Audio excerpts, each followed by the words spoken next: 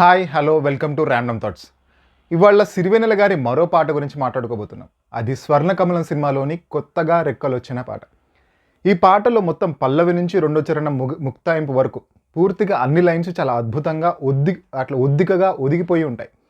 కానీ నాకు ఈ రెండో చరణంలోని ఈ ఫస్ట్ పర్టికులర్ ఈ 2 లైన్స్ మాత్రం నాకు చాలా అంటే చాలా ఇష్టం. ఇప్పటికీ నేను అంటే అసలు ఆ ఊహ సిరివెన్నెల గారికి ఎలా వచ్చిందో అని ఇప్పటికీ నేను ఆశ్చర్యపోతుంటాను.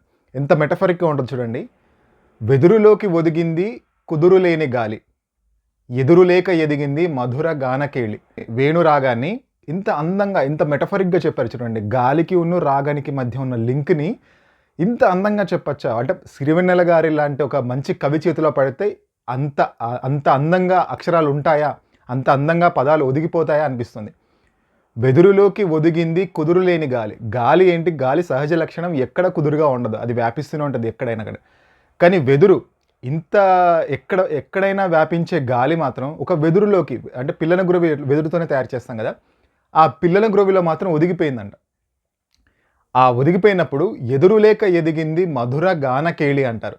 ఆ వెదురుని ఒక పిల్లని గురవిలా తయారు చేసి దాన్ని లయబద్ధంగా వాయించినప్పుడు ఒక అందమైన రాగం వినిపిస్తుంది.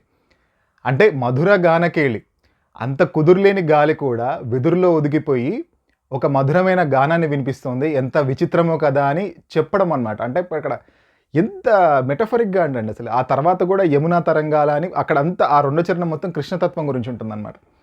అసలు ఆ లైన్స్ నేను ఇప్పటికీ ఎప్పుడు గుర్తొచ్చినా నేను పాడుకొని సబ్కాన్షియస్లో నాకు ఎప్పటికీ ఉండిపోద్ది అనమాట. సిరివెన్నెల గారు అనగానే మొదట నాకు ఈ 2 వాక్యాలు బాగా గుర్తుకొస్తాయి.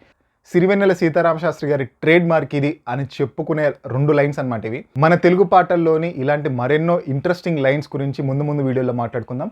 Subscribe to random thoughts. Thank you.